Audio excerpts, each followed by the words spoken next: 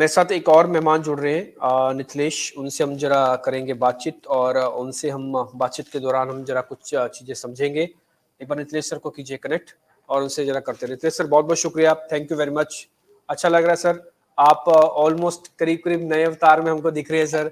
नई लोकेशन, शुक्रिया नई सर। जगह, बहुत सारे सर्टिफिकेशंस आपके पीछे हमको दिख रहे हैं। ये आपकी मेहनत है जो हमको दिख भी रही है यहाँ पे तस्वीरों से। बहुत बहुत शुक्रिया sir, thank you very thank much, you आज सर। आप समय दे रहे हैं। सर एक काम कीजिए, सबसे पहले श्री गणेश कीजिए आप इंडेक्स के साथ, निफ्टी के साथ। ओके। ये 600 500 वाली रेंज हमको ऐसा लगता है कि एक सपोर्ट है। आपको क्या लगता है तो जरा ये बताइएगा।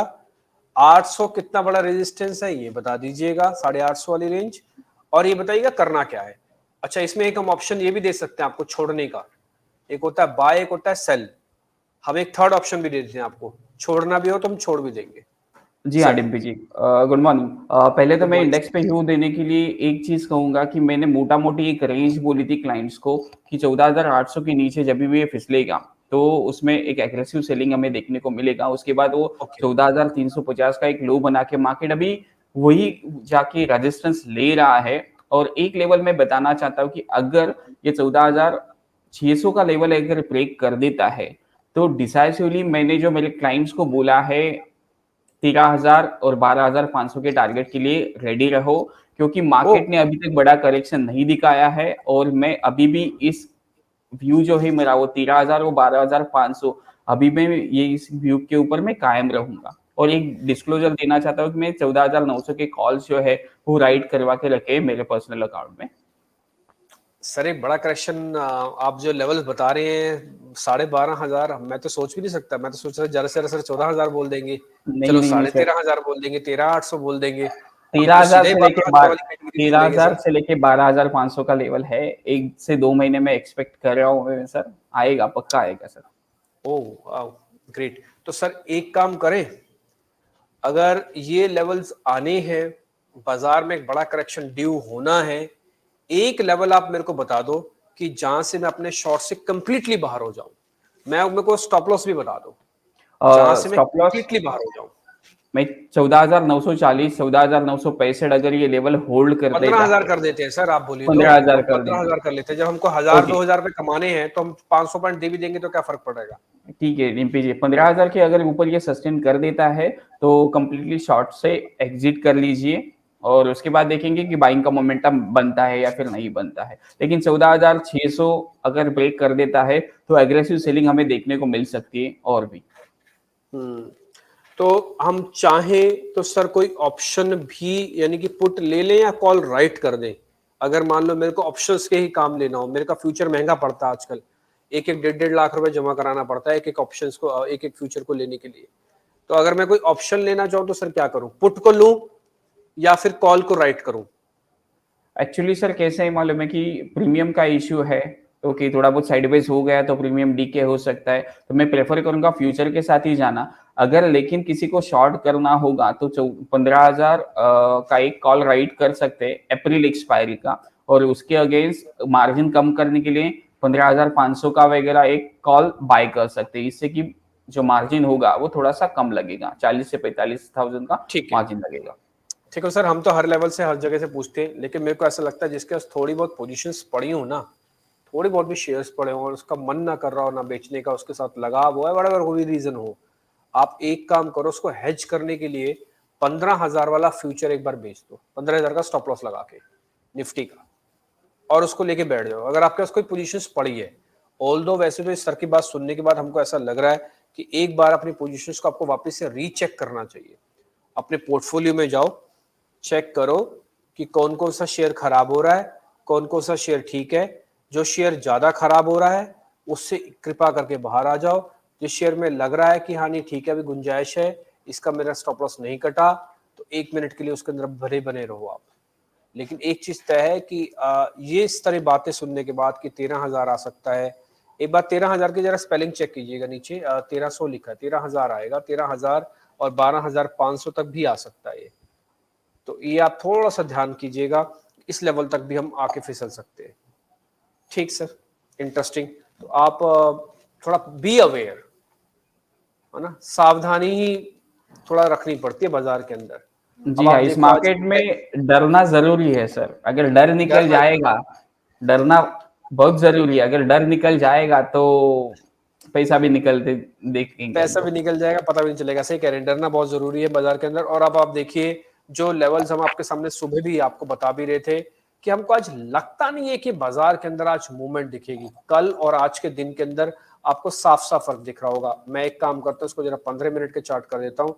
ये देखिएगा आपके स्क्रीन के सामने हमने S1 लगाया था कि यहाँ पे आके पहला सपोर्ट मिलेगा, हो सकता है बाजार यहाँ तक आ जाए। ये वहां तक ही आ रहा है, 600 तक बोला था, 622 तक तो आ ही गया। टूटा कहां से? 10 बजे से हमने कार्यक्रम में शुरू किया था। मैं आपको 10 बजे के लेवल भी बता देता हूं, किस लेवल से हमने आपके सामने बोला था। डॉट 10 बजे के लेवल्स अगर मैं आपको बताऊं तो उस समय के लेवल्स थे करीब करीब 680 682 के आसपास के लेवल्स थे। वहां से टूट के हम 620 आ गए। 50-60 पॉइंट तो आपके साथ हम जब तक जुड़े, अभी 1 घंटा भी नहीं हुआ हमको आपके साथ जुड़े हुए, 50-60 पॉइंट तो वैसे ही खिसक के बाजार नीचे आ गया। और हमने आपको अवेयर भी किया था आज, शुरुआती आंकड़ों में ये बोल दिया था कि कृपया करके थोड़ा ध्यान रखिएगा, आज हमको फील नहीं हो रहा है बाय करवाने के लिए। ठीक सर, एक शेयर जरा देखिएगा यार, HDFC लाइफ, क्या इस पे हम कुछ ट्रेड ले सकते हैं क्या? HDFC life sir HDFC life का अगर डेली चार्ट देखोगे आप तो एक पूरा कंसोलिडेशन में रहा है वो स्टॉक। 660 से लेकर 732 के आसपास का उसका एक रेंज है। अगर मुझे ये ब्रेक होते हुए दिख रहा है, लेकिन किसी का लॉन्ग अगर पोजीशन बनता है तो 660 रुपए का एक स्टॉप लॉस मैं सजेस्ट करूंगा। अगर ये ब्रेक हो जाता है तो इससे हमें एग्जिट होने को देखना चाहिए।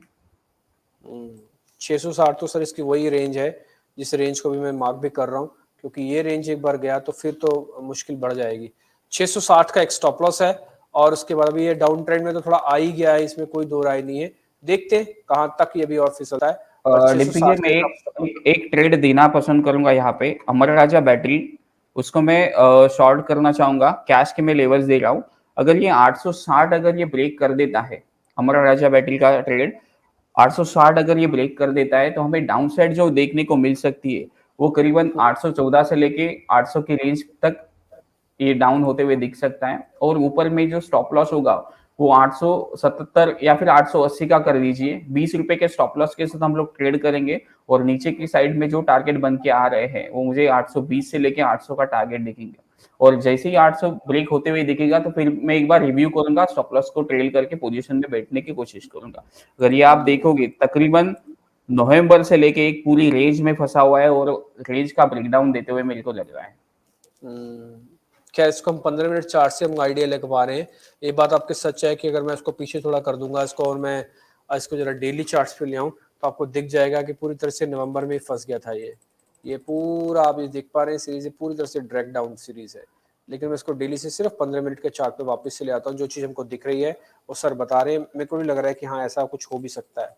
एक बार अगर 860 गया तो आपको 820 भी मिलेगा, 800 भी मिलेगा, वीक काउंटर हो जाएगा और ये 800 रुपए तक आ सकता है। अगर एक बार 860 गया तो ये होगा पहला पॉइंट। दूसरा, रेजिस्टेंस कहां पे है? अगर आप इसको शॉर्ट कर रहे हैं तो आपको बाहर कहां से निकलना है, स्टॉप लॉस कहां लगाना है? वो लगाना है 880 का, क्योंकि आप बेच रहे हैं तो आपका स्टॉप लॉस ऊपर होगा। 880 का स्टॉप लॉस लगाओ, 862 पे बेचना है, 860 के जस्ट नीचे, और फिर आपका 820 तक का टारगेट भी मिल जाएगा। अमर राजा बैटरी को बेचना है, वीक है, ये वीक काउंटर्स में से एक है। ठीक है सर, एक बार HDFC लाइफ का एक बार वापस से कंप्लीट कर देंगे आप? हाँ ठीक है सर। जिनका भी बाइंग पोजीशन है वो 660 का एसएल लगा के होल्ड कीजिए। जैसे ही 660 ब्रेक होते ही दिखेगा तो उसमें से कंप्लीटली पोजीशन को एग्जिट कर लीजिए। ठीक है, 660 ये टूटेगा तो फिर नीचे चला जाएगा। 660 को एक बार आपको बचाना है। अगर ये बच रहा है 660 का एक स्टॉप लॉस लगा के रखिएगा। जिनके पास पोजीशंस है, नई पोजीशंस वालों को कुछ नहीं करना, ना तो लेना है ना ही बेचना है। नए वालों को कुछ नहीं करना, जो करना है सिर्फ पुराने वालों को करना है। ठीक, ये क्लियर हो गया आपके सामने? तो ये 2-3 पॉइंट आप मोटा मोटी अपनी स्क्रीन पे अपनी चीजों को अच्छे से समझ लीजिएगा। एक बार जरा ट्रेंड लाइन और दिखा दीजिएगा अमर राजा बैटरी की भी, और साथ ही साथ फिर HDFC लाइफ की भी देखेंगे। पहले अमर राजा बैटरीज 60% ड्यूरेबिलिटी शेयर, ठीक है, क्वालिटी वालिटी सब इसके अंदर डाली जाती है, लेकिन वैल्यूएशन को लेकर उतना ठीक नहीं है, मोमेंटम भी लेकर उतना ठीक नहीं है। ये तो दोनों के मार्क्स 100 में से 50 भी नहीं आए, और दूसरे पर से चार्ट भी खराब दिख रहा है। तो ये दोनों तीनों चीजें जो है अमर राजा के हक में नहीं गई है। पहला पॉइंट, यानी कि अगर इसको कैटेगरी में कर रहे हैं तो ये उतना ठीक नहीं है। एक बार जरा HDFC लाइफ भी दिखाइए, जहाँ पे 660 का हमने एक आपको एक टारगेट, एक स्टॉप लॉस दिया है कि इसके नीचे नहीं जाए, HDFC लाइफ, तो वो आपकी स्क्रीन पर आ जाएगा। 660 एक इंपॉर्टेंट सपोर्ट एरिया है। 50 7.5 वैल्यूएशन बहुत महंगी है, और दूसरा मोमेंटम स्कोर भी 50 है। तो HDFC लाइफ इंश्योरेंस भी मेरे को उतना ठीक नहीं लग रहा ये शेयर। दोनों शेयर्स की कैटेगरी से हमको लग रहा है कि भी दोनों में बाय तो नहीं करना है। आप शॉर्ट करें ना करें, कई लोगों को ना शॉर्ट करने की आदत नहीं होती है, आप बेचे ना बेचें आपका अलग मामला है, बस खरीदे नहीं फिलहाल, अभी थोड़ा सा इससे दूर रहे। और देखिए बाजार धीरे धीरे धीरे करके फिसला है, और 1 मिनट के लिए तो इसने अभी 600 को भी टेस्ट किया था। बैंक निफ्टी आज ज्यादा कमजोर है फिर से, बैंक निफ्टी के अंदर आज 2% तक की गिरावट ऑलरेडी काफी आ चुकी है। ठीक है, बढ़ते हैं आगे से कुछ एक और शेयर्स पे। सर एक शेयर देखिए जरा आप, और वो है भारत फोर्ज। सर जरा चेक कीजिएगा भारत फोर्ज। जी हाँ सर।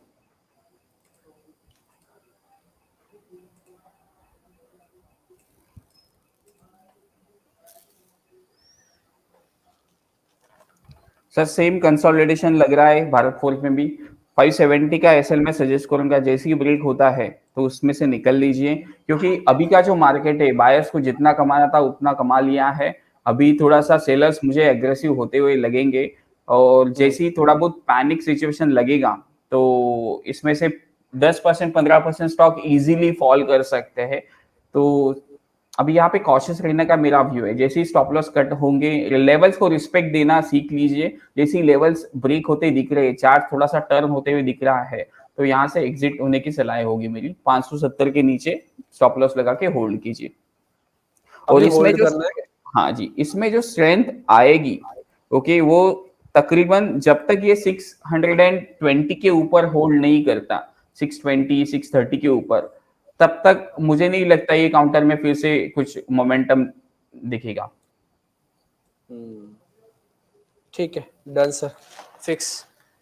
870 का आपका एक स्टॉप लॉस हो गया। दूसरा, ये 620 पार होने पर ही मोमेंटम मिलेगा। ये डाउन चैनल है, आपको साफ दिख रहा होगा, और इस डाउन चैनल का नुकसान जो टिपिकली किसी शेयर को भी मिलता है, वो ये शेयर भी जूझ रहा है। चाहे वो अच्छी कंपनी है बुरी कंपनी डजंट मैटर, ये भी ये शेयर भी जूझता हुआ दिख रहा है। ये आपकी स्क्रीन पे मैंने भारत फोर्ज का चार्ट लगाया। 570 इसके लिए इंपॉर्टेंट सपोर्ट एरिया है, ये बेस है, ये नहीं टूटना चाहिए। पुराना प्रीवियस भी हमने जाके चेक किया पीछे जाके, तो 570 बार बार बचा रहा है। ये देख रहे हैं, ये सारे लेवल्स पे सपोर्ट है। मैं आपको जरा मार्क भी करता चलता हूँ, ये सब 570 के ऊपर की है, यानी कि 570 को इन्होंने तोड़ा नहीं। ये वाला support, this is the first support, second, third, fourth, fifth, ये 5 बार ऐसा हुआ है कि इसने 570 को नहीं तोड़ा। हर बार 580 से घूम गया ऊपर, और अभी 580 के आसपास ही चल रहा है। तो 570 का एक आपके लिए सपोर्ट एरिया हो गया। और पुल बैक, जिसे कहते हैं तेजी आना, वो तेजी आएगी 620 के ऊपर, जो हमने आपके लिए ये मार्क किया हुआ है। यहां से फिर आपका जो है एक अच्छा मोमेंटम आपको दिखेगा। टिल डेट अभी तक थोड़ा आप इसमें ध्यान रखिएगा, ये पहले बार ये रेंज पार हो जाए 620 वाली। भारत फोर्ज को लेकर चार्ट आपकी स्क्रीन पर, ये काफी हद तक क्लियर हो ही गया होगा आपको। और निखिलेश सर से हम वापस अभी कनेक्ट कर लेंगे, और इनफैक्ट है हमारे साथ निखिलेश सर, और फिर सौम्य सर भी हमारे साथ जुड़ने वाले हैं थोड़ी देर में, उनसे भी हम बातचीत करेंगे। निखिलेश सर, एक शेयर मेरे को जरा आपसे और पता करना है, वो शेयर होगा अंबुजा सीमेंट। एसीसी हमने देख लिया था सुबह, अंबुजा सीमेंट सर देखना जरा एक बार।